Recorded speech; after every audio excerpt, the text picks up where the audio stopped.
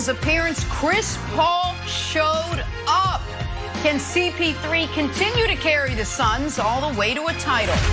Hey, Giannis returned to the floor, but does that make up for the Bucks' big L last night? And Devin Booker riding into Game 1 in so much style. It almost seems like it's out of style, but they tell me it's in style, and I gotta believe him. You do you, Devin Booker. With that, we say good Wednesday morning, everyone. Welcome to a fantastic edition of First Things First. Jenna, Nick, Brandon, Wild.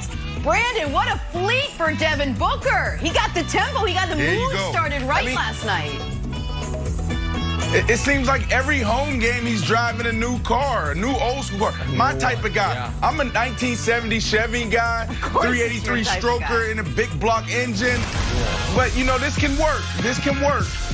That's beautiful. That's a beautiful piece of American machinery, Jenna. Guys, it did work. It worked for the Suns, and let us start right there in Phoenix. Game 1 of the finals. Hey, Giannis did end up returning. The knee was good to go, and he did manage to put up 20 points and 17 boards.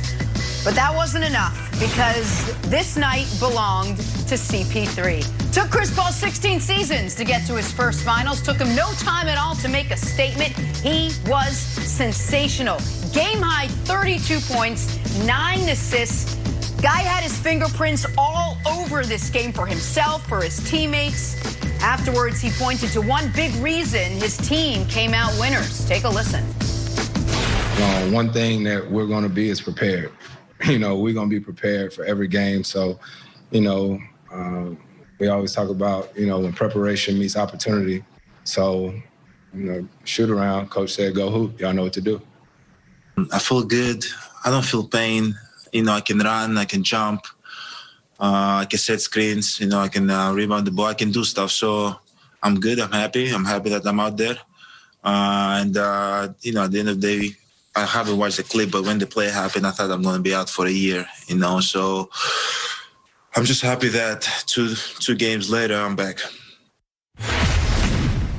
We thought the same thing, Giannis. All right, Brandon, let me start with you. How should both of these teams feel after Game 1, after what happened last night? Great game. All right, let's start with the winners, the Phoenix Suns. Man, I almost gave it up. They should feel like champions. That's what they should feel like. Yesterday, Dusty sent me this note, put it on my desk, and he said, Brandon, 74 NBA final games.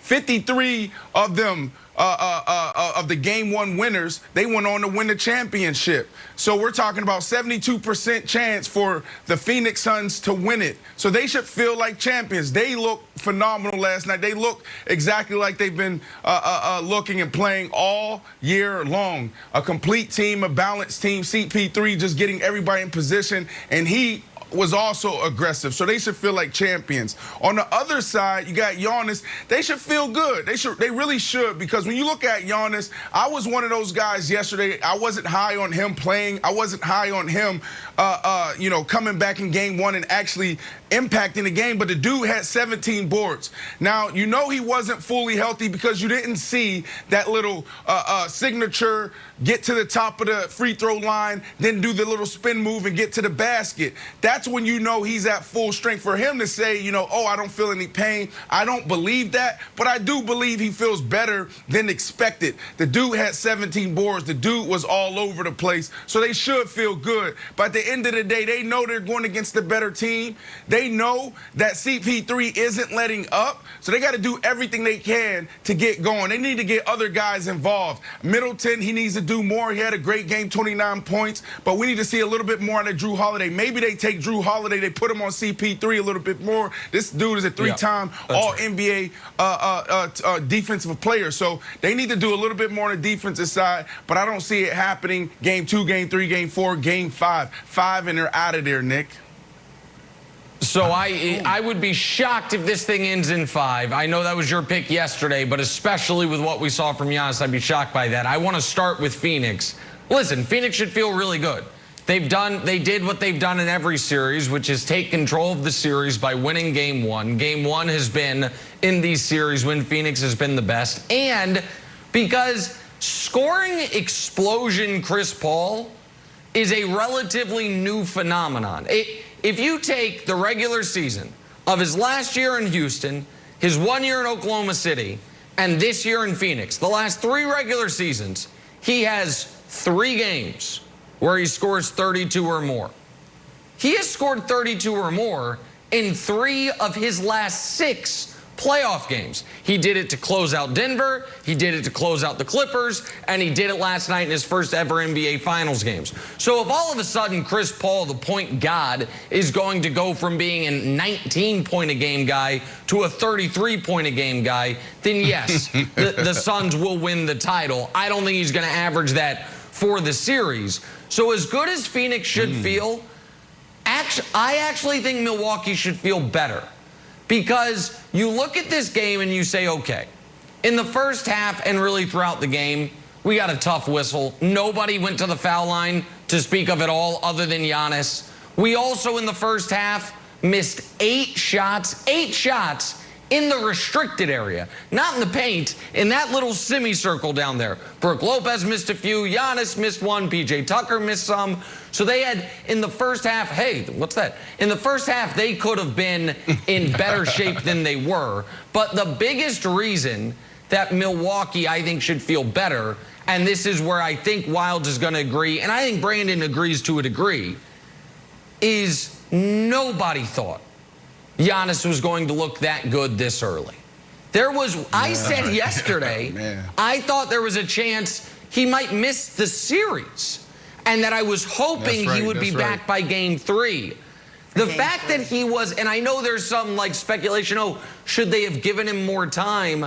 Wildes, I'm of the belief that his first game back, whenever it was going to potentially be his worst game. That he was going to have to knock off some of the rust, that he was going to have to get his wind back to him. And when you're Milwaukee and you're like, Giannis played 35 minutes. In a game we got not blown out, but beat pretty soundly in, we actually outscored Phoenix when Giannis was on the court. We got crushed in the 13 minutes he sat. Giannis is now going to be able to play. They play on Thursday, and then the next 5 games, there's 2 days of rest between them. So I think Milwaukee says, we've been down 0-1 in 2 of our 3 series. Yep. We didn't know Giannis would be back. We know what we need to fix. I think Milwaukee leaves this as good as a team can feel about being down 0-1. Yeah, I buy that. The question mark for me, Nick, is Drew Holiday. Because remember, Barkley came out and said, you know what? Giannis missing some games has unlocked Drew Holiday. He had 27 and 25 against the Hawks. He shot the ball 20 times. Well, last night he went back into sort of like the escape room. He was locked in there because we didn't really see the Drew Holiday that we were expecting from the Hawks series. He had 14 points. He only shot the ball 14 times. He had 10 points. And I want to show you 2 plays, Nick. Give me your reaction. The first play is the Drew Holiday that I think we want less of. This is Drew at a 3-point line, passing up a shot, and then getting a turnover. Now, are those 2 things connected? I like to draw causality whenever I can. I'm going to say yes, that if you're starting to play timid from your shooting game, you start to play timid all around. Now, here is in the 4th quarter where Drew Holiday is like, you know what? I'm going to be the aggressive Drew Holiday. Look at this play. This is like, I'm going to score no matter what. I want more of the second play, Drew Holiday. If he can get to the bucket, get to the line, he can hit some free throws, unlike half the other guys on the squad. So I'm rooting for that Drew Holiday. I think we need that Drew Holiday to show up, not the one that's going to be passive and has single-digit games.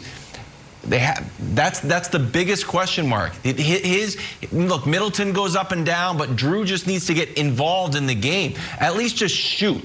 Like when you see him have these low games, Nick, he doesn't shoot the ball 20 times and he'll miss 12. He'll end up having 14 shots, 11 shots, 15 shots. You got to get him in rhythm to the point where, like, I tweeted it last night. They came out of a timeout like, get this ball to Drew. Like, it's odd because he's supposed to be the facilitator. So he actually, like, Bud needs to be like, buddy, the next 3 plays are yours. If you see somebody open, sure, but I want you to be more aggressive. I think that's the key to unlock him and make the Bucks reach their potential. And I agree with you that the Bucks are obviously at their best when Drew plays well. I don't know if we can show that first play again or show that sequence again. I can explain what I think happened here. I didn't know Wildes was going to show these, but I think it's really smart. That's not a bad play to go off the line because you get Booker in the air. He just doesn't complete it. The reason he's aggressive on the second one is because Cam Johnson's on him. And